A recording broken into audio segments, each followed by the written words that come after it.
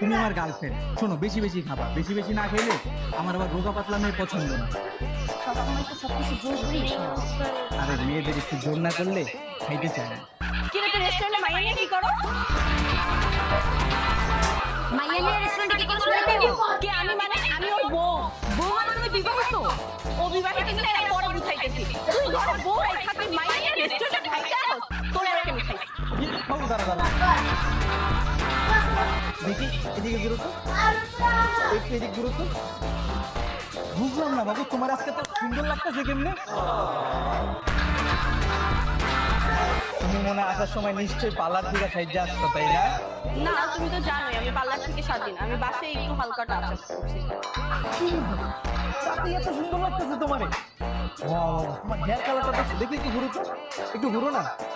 Wow, তোমার যে পুরো লাল পরীর মতো লাগতেছে। এই, তুমি কোনোদিন নিজের চোখে পরী দেখছো?